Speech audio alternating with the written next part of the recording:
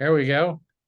I am here with my pal Ben Dabrowski from, you're in St. Mary's, right, Ben? Yes.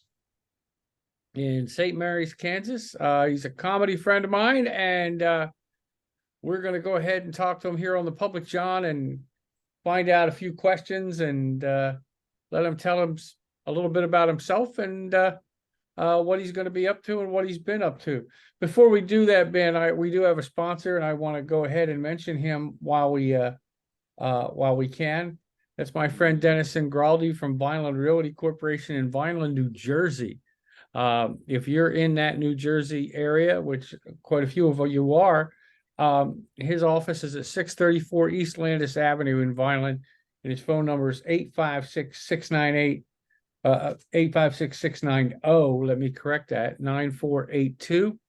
For all your real estate needs in South Jersey, whether you're buying, selling, whether it's residential or whether it's business, renting, leasing, whatever you need. If Dennis can't help you, he will find somebody that can. So that's Vineland Realty Corporation, 634 East Landis Avenue at 856-690-9482. Dennis has been great to all the podcasts and all the things I do with Public John Bench for over a year, maybe 2 years now, ever since I started. He's been a sponsor. So, and it's actually when I was starting out in Jersey, actually threw business towards me. So, and hopefully we have for him. So, but let's get back to the important stuff, Ben. Let's get back to what you're doing and what you've done in comedy. You're kind of all over the place. I see sometimes in Topeka and Manhattan. Have you ever done the well, tell me what you're up to. How long has it been since you've been in comedy? Well, I guess comedy would be probably within the last year and a half or so. Okay. Really kicked in about a year ago because I started doing open mic in my town, like running one. In St. Mary's, Um, right? Yeah. yeah, and it was kind of like a multimedia thing. It was poetry and singing and stuff, but we slipped in some comedy. But the reason I started doing that was because like out in Manhattan, Andy Mays had an open mic comedy night Yes. going for a long time. I did that a few times.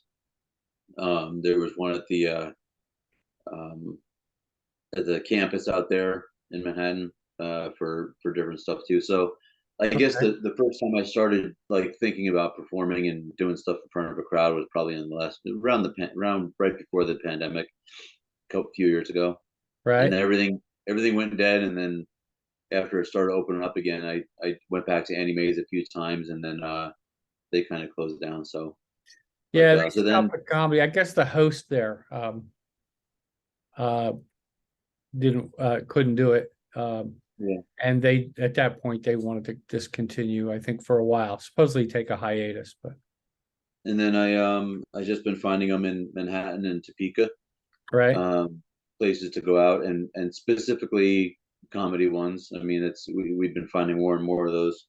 There was actually the one in Topeka is run by Top City that I didn't realize, but that's been going on for a while. I've been doing that one. Yeah, that's a pretty good one. I couldn't go last night. I think I told you I just couldn't go. Yeah, Reasons not important. But did you go last night I did. to Yeah. Topeka, right? Yep. That's at Happy Bassett Ale House, I believe it is, right? Or Happy Bassett Brewing House? Happy Bassett Barrel House is what they Barrel call it. House, yes. Pretty cool place. I mean, you can bring your dog. They obviously make their own ale and beer there, and Right. with some food, if you're, as long as you're not too late. If you're late, you're not going to get food.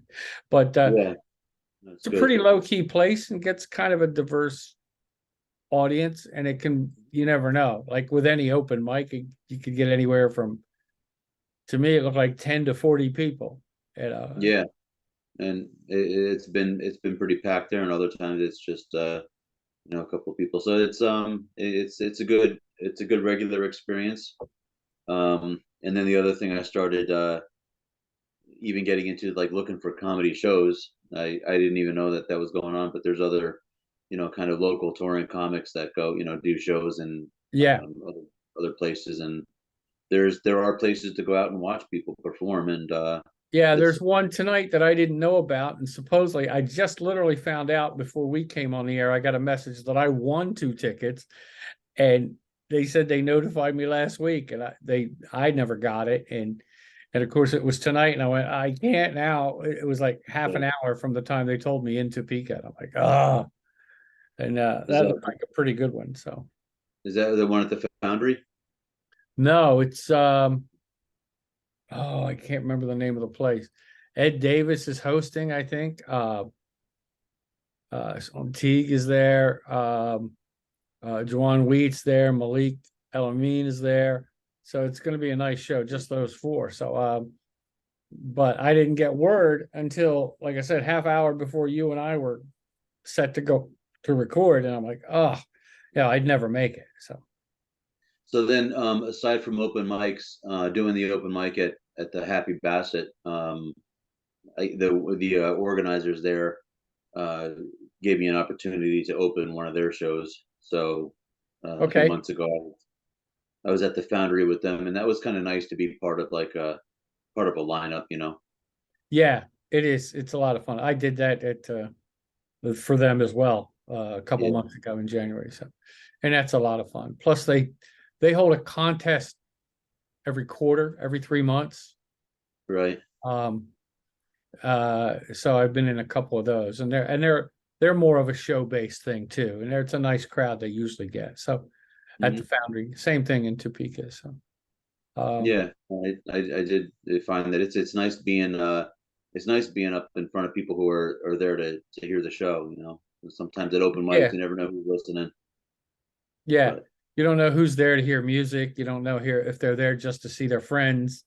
yeah, It's nice to go to a comedy show when you know everybody's coming in to hear you do comedy. You know, yeah, so yeah, that's always a nice thing. Um, so you've been doing it about a year and a half. yeah. What made you think of doing it? Comedy, that is.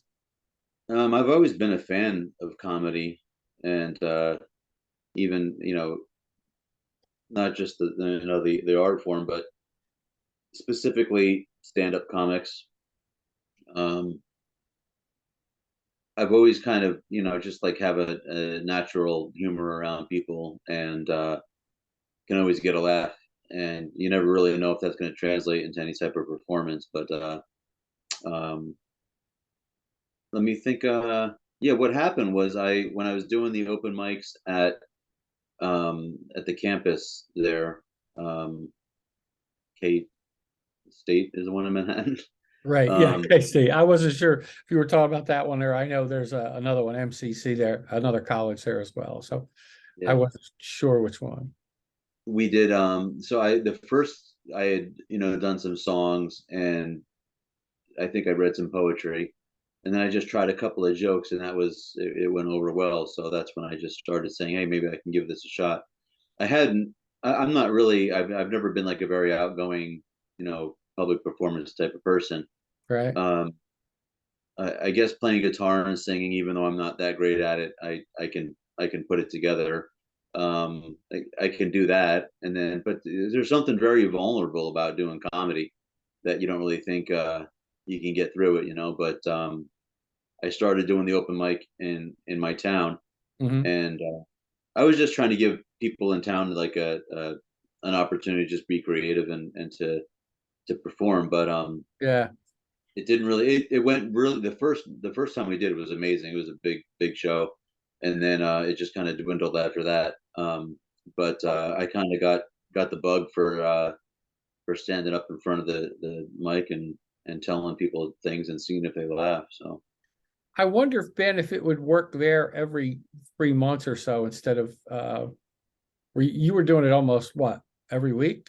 once a month. Oh, once a month. I'm wondering if it would work quarterly or something instead of once a month. I don't know. It's just an idea. Because like you said, that first time people came out. Yeah. Um, but I think we hit like a golden spot because like every other week there's you know graduations or there's weddings going on or other things happening, Yeah, and the town is very um, uh, connected in such a way where if there's something going on, you almost get everything right. going. That's true. That's true. Especially that town. That town has Yeah. quite a bit going on, and you're fighting that. You'd be fighting that almost every time anyway. And I think Yeah. that's what happened. I know that's what happened to you one time I came over, and I think you were fighting two events at the same time. One was like a Renaissance fair thing, and then there was something else Yeah. going on too. And it's like, Yeah. you're gonna, if you fight them, you're not gonna get anybody to come in and see you, which is a Yeah. shame, And really. you get a little bit uh kind of not bitter, but you get a little bit, yeah, like everybody's got I their guess spot going on. discouraged. You And get a then little one, discouraged. It's like you put a lot of work in it, and people don't realize how much work you put in behind the scenes yeah, between trying to publicize it, line up and find out if people are coming to be acts, if they're coming to do something. I Uh, was even doing jokes. I was doing videos on Facebook to promote it. And I right? said, I know there's a wedding going on this week, but nobody really wants you there. You were the plus one anyway. So, You were the plus 1.5. They asked somebody and they said yeah, no, and now you're bringing you don't want to be there. yeah. That's a good one. And then one time we planned it, and then like the week before, a tree branch fell on a girl in town, so Oh, that gee. she was hurt for a while, and they had a whole big fun. They had a big event in the park, like to raise money to help her There's out. And money I was for like, her, so that kills you too. yeah, I think we moved. It was like we can't compete with that. So, No, no. and people were saying, just combine them, like do some open mic at the park or something like that. But it was too late to It's too step much it. to, yeah, yeah. If Yeah. it's last minute, it's a lot to try to do. Um, So we kind of I kind of let that one go after a while, but now I mean we're actually, as you know, we've been putting one on with been helping Ty Jones in Manhattan doing his, yes, and so we're yeah. we're I was, finding ways to get some giggles. yeah, I think if we go out and start plugging this area a little bit more and letting some people know, it'll work. Because he gets the first, of course, the first night was great, but he gets a few people out there. Hmm. And sometimes the business wants to just provide entertainment and not worry about too many people anyway. They just want to provide entertainment for their customers. And then, of course, the other times you do need to get some people in there for the business, for the venue. Uh, Right. and that can be tough when you have to cater to the venue, Yeah. you know. Yeah, it can be. Yeah, I mean, depending on what they have. I mean, how that, like Happy Bassett, they don't really have much to cater to. They're pretty much just open. they're wide Um, open. They're great. And the same when you I- play a show at the Foundry or um, we did one. I think we'll be back there. I think that's going to be like an every quarterly thing, but the winery in Manhattan. But I want to find some other acts besides us. I mean, it was right. supposed to be an open mic and only what, 4 comics showed up, counting me. Uh, Yeah, and then the one lady got up and told a story which had maybe one or two funny beats, but wasn't really a funny story. no, yeah, 5 But if you count that one. she was a good, had some good storytelling chops, and you find is there's a lot of different avenues for performers of different medium. Like there is a storytelling group that goes Yes. on in Topeka. Like Okay. Yeah, one of our I comics saw that does that. open mic will occasionally, go to this thing where it's basically just storytelling. Yeah, And there's supposedly an improv thing there too. And I've done improv. I did it a couple times in Philly, and it was successful. Small theater, but it was filled both times, uh, and a lot of fun. One time yeah, I was called last minute to do it, and it was great. It was a nice feeling because when I got off, everybody was like, "Man, thanks, man." I guess the person that was supposed to go was considered somebody that was well known in that field a little bit. Um, hmm, and the guy that put it on got a hold of me, asked me to come up. He said, I know it's last minute, blah, blah, but I've heard. yeah, And I got up there and they thanked me, and the crowd liked me, and everybody. I was included. yeah, So it was nice to be included. But that was a lot of fun. But that's a whole different thing. I don't know if you've ever been exposed to it yet. I'm gonna try this one in Topeka at some point when I find out where it's at again, and go to it, and they've said, yeah, everybody's welcome. So I'd Yeah. like to give it a try, because with improv, usually you can and you're supposed to say exactly what you think right off the top of your head. No. And I'd like to do one someday. Maybe one at that winery someday would be nice. You build up and get it PR'd or something, and get a few of us to go up there and just do some improv and see how that works. Yeah, that's probably even more vulnerable than prepared bits. But I guess the thing with that is, what's the worst that can happen is that people don't laugh. Right. Right. I go to the grocery Comedy. store. I go to the gas station, the grocery store every day, and people don't laugh at me. Right. So Yeah. it's like, Yeah. People didn't laugh at me today or with yeah, me. Or sometimes they will laugh. That's my thing. If I see somebody that for some reason is having either a bad day or just for some reason, I just want to make them laugh for a minute. I don't know why. yeah. There's something in my brain that I don't think is right, but I think most comics are kind of that way. Yeah, sometimes you're like, somebody hears that you're a comic, they immediately want you to tell them a joke. Oh, you're doing that? Yeah. Tell me a joke. And at that moment, you're like, nothing really fits, unless I call you a moron, for being. Yeah. What do you do? Are you a plumber? Do I call you over and say, hey, if you're not doing nothing, just for fun, for free, come on over and fix my pipes. I got a drip here in the faucet. Yeah, that's a pretty common experience, and I hear most comics generally will tell no, not interested. I'm not working right now, wherever it is. But I've watched some videos on like followed some comic like workshop type stuff on YouTube, Right. and there was one guy who had a different perspective. He said he always has one in the pocket, and but it's just, I mean, that may be one of the one that's kind of like improv, that's like somebody tells you, hey, tell me a joke. That's because they're expecting to laugh, and it's just, you're just face to face with them, and it's like it's hard. I mean, you don't want to make excuses and say, well, I don't have my mic, I don't have my Right. crowd. Yeah, I don't have a mic. I don't have a big crowd around me. I don't have this. Or I'm having a bad day. So it's and you don't want to say, hey, it just doesn't come off the top of my head, because as a comic, you want people to think that your humor comes off the top of your head, even if you do write it out and go through that. When you're on stage, you want to kind of give the impression that you're funny at that moment, so it's a tough scenario sometimes. Like when you're watching I'm sorry, go ahead. When you're watching like I'm a fan of Bo Burnham when he's doing his shows. He's very natural, and it seems like it seems like coming off the top of his head, but there's so much backing track and sound effects, and that he's playing to all these scheduled things. And he even says at one point, he says, don't let me fool you. He says, my show is planned down to the word, down to the gesture. He goes, and then as he points, he goes boink, and makes a silly noise with his finger. Yeah. But yeah, I mean, you want that impression of being candid, but spontaneous as well. Yeah. But yeah, you're right. You want it and it's a little rougher right now, because you have this cancel culture stuff regarding comics, especially. If you say the wrong thing, heckling, I'm fine with. I've been heckled since my very first show. So I mean, I had a rep for being able to give it back to a heckler without just yelling at him. You know what I mean? Right. Be creative and tell a joke and whatever.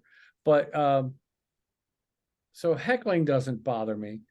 But if people get vicious and personal and attack you, and I don't mean physically attack you, rather than, you have the right to leave.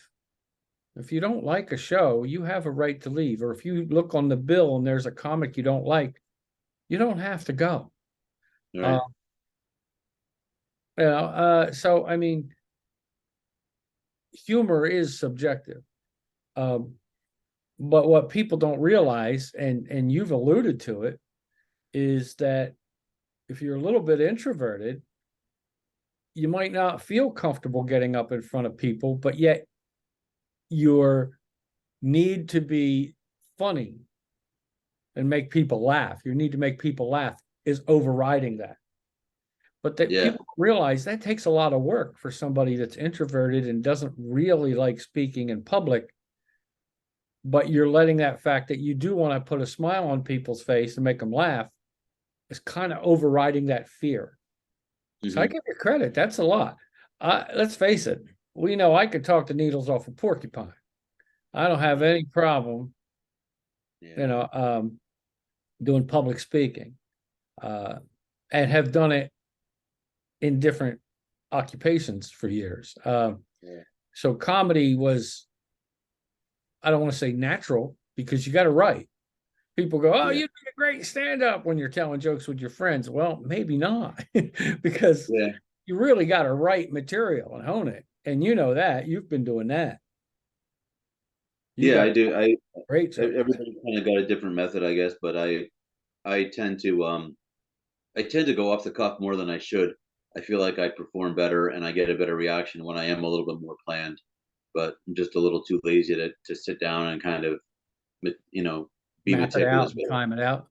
The nice thing is you can be meticulous as you want. You can be as prepared as you want. You can get everything down to the word, down to the syllable, and it's there if you need it.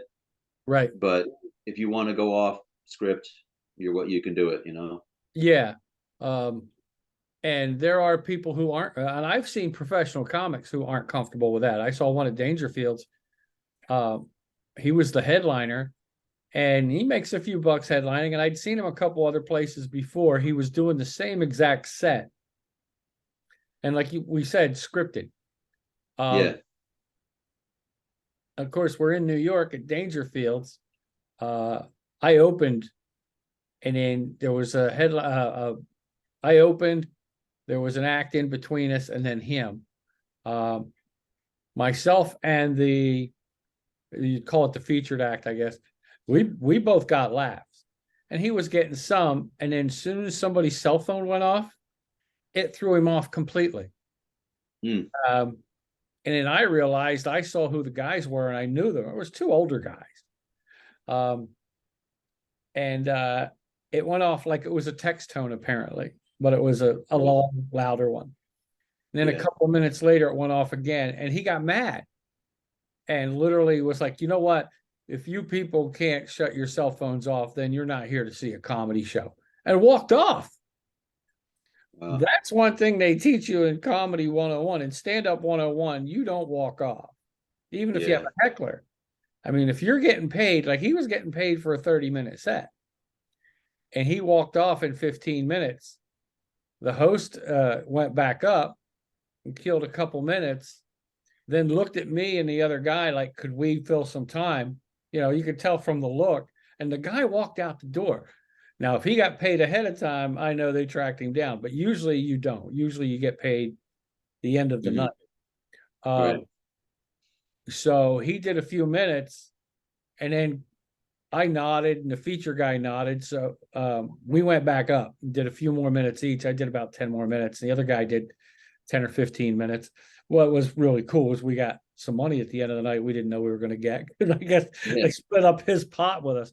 But one of the things they teach you is, learn how to deal. Well, they don't teach you. You learn it on your own. Unless you go to workshops, is learn how to deal with that. Right. Whether it's by ignoring it and pushing forward, or responding to it and doing it, interacting a little bit, or being good natured about that. Just say, hey, you want me to get that for you?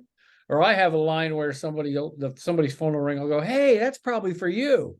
Well, of course it's for them. It's their cell phone. And for a minute, every once in a while, you'll see somebody, oh yeah, it is. Like they're surprised.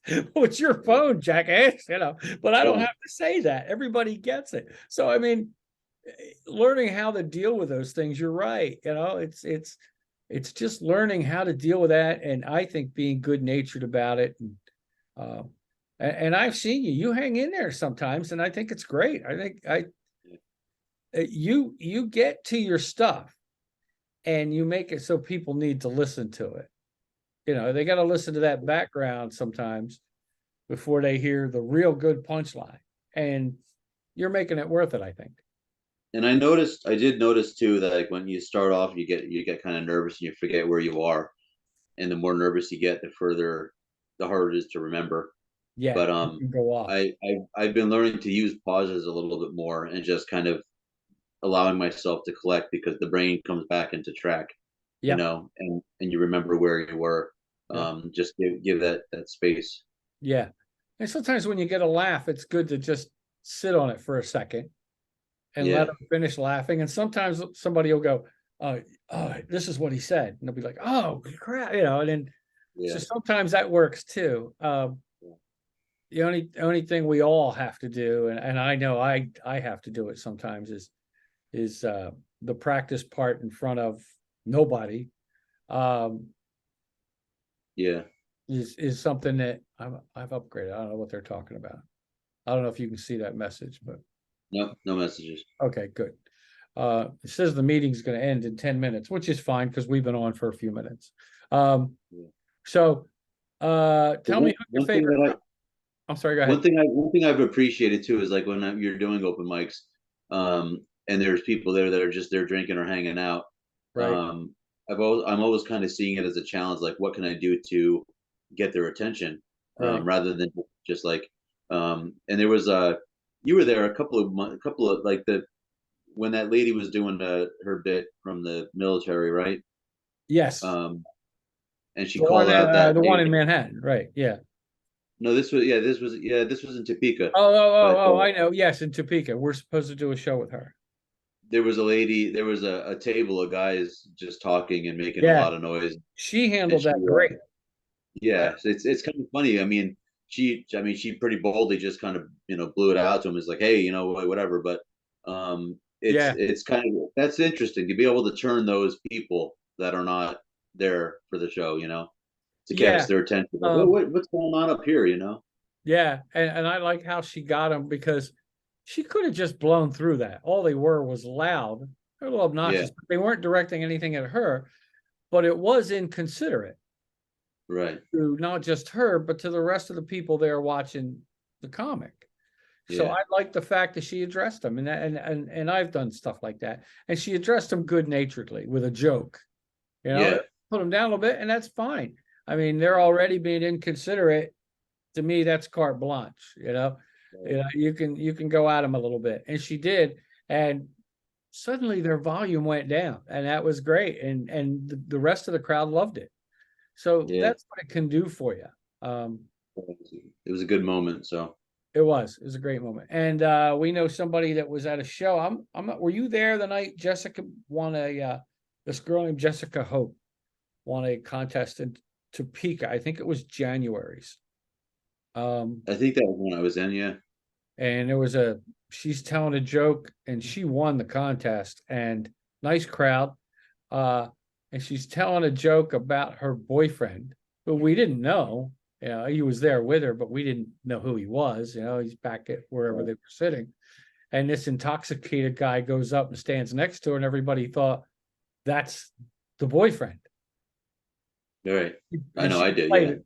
Yeah, and she played it. I did it first too, and then she played it off by saying that's not him, but you never know. You clean yourself, and I was like, you clean yourself up a bit, and you could be in the running. It was a great line. right. She tap danced, and that was a great line, and she handled that well, and I'm sure that was a big reason why she did win. And it was very funny, and the rest of her set was funny too. But that, Yeah, just always having that mindset to being ready. yeah. Yeah. Ready for anything. Yep. Yeah, I mean, and last night I there was the same heckler that you saw from a couple of weeks ago, and she was Oh, was she really, there again last night? yeah, Oh, I never, you know and, what? I was so upset because when I went on stage, she was gone. I yeah. wanted so bad. I was waiting so bad. And I looked out and she was gone. And my whole brain went, oh man. Well, I was trying to tell a joke, and she said, "Hey, do you want a shovel to help you shovel this stuff?" And I'm like, "Yeah." And I didn't want to and I was like, "Yeah, give me a shovel. I'll take you out in the back and bury you or whatever it was." And but I didn't want to be too mean. I didn't want to be like I'm going to be doing something violent Yeah, to her. yeah. So I kind of mumbled through it, and I moved on, Right. and I started telling my joke. I said, the other day I was vacuuming, and she starts blathing her up again. Hmm. So I said I was vacuuming, and then I looked down at the carpet and I said, "Hey, shut the f up." And uh, I said it to her, but Right. it was Yeah. like it was poorly woven into the joke, but Okay. it was really telling her, and she shut up for about 3 minutes, and then she was back up And again. then So she went back and started again. Yeah. That was why I was upset, because I was like, oh, please, please do, right. but nothing. I We're- felt it was a little bit rude for me, but it wasn't the most graceful moment that I've ever Right. had. But what do you do? You're trying to get something done. Yeah. Yeah. You got to deal with it, especially when there's people drinking alcohol and stuff like that involved. That's going to happen, you know. Yeah. Uh, we've got a couple minutes left. So do you have anything coming up? You going to be anywhere soon? No, we just keep doing the ones in Manhattan every month, and when whatever you got going on, I try to come out to those and participate in those, and then the other every couple of weeks. I try not to like ask for stuff too much. Is probably one of my undoings. Yeah. But like if Top City or Dan or Vicky asked me to do something again, I'd probably do it. But I haven't said like, hey, you got anything going on? Can I open? Can I do this? But Yeah. so I don't have anything lined up other than the same open mics that we've been at. So just trying to write more jokes, trying to listen to the news and see what's funny. That's probably your best bet. So, well, we've only got a couple minutes left. I just wanted to see. I know I have something coming up on the 19th. Obviously, it's an open mic, so hopefully you come out to that at Lincoln Street Lanes. Yeah. Yep. That's next Friday, and then of course the following week, I believe or is it next week is Ties in at Manhattan Brewery. I'm not sure which Yep. is his. I think his may be closer into like Okay, 28th or might be something. I think the next Tuesday, and then Yeah. of course that Wednesday will be a week from that will be a Happy Bassett again. Yeah. So Yeah. I've been pretty regular with those, so yeah, it's a good proving ground. it is. It's a good place to try new jokes, and anybody listening that ever wants to get into comedy, that's what you want to do with an open mic, is try new material, see if you can audio record it at least, and then hone it in when you listen to it, because you'll go, okay, that was a little long, that was a little short, maybe I needed to put this in but take this out. Always stick on top of it. It's always a work in progress. Yeah, I that's one of my passions is trying to come up with new stuff. I do mix in some old stuff here and there, but even from town to town, I mean, if I'm in the same place with possibly the same people, I try to Yeah, be as fresh as possible. But yeah. Well, we got to hey, do you've what we got got your to own do. standard. If you're something makes people laugh, hit it again. Yep, exactly. All right, my friend. Well, that was entertaining, and it's a nice little reflection on what we can do as comics. It was a great discussion, I think. Thank you for coming on tonight. I appreciate it. And of course, we had technical problems early, so thanks for sticking through that mess. No problem. Ben Dabrowski from St. Mary's. Go out there, brother. Keep making them laugh. Thank you, John. Have a good night. You too, my friend. Have a good one.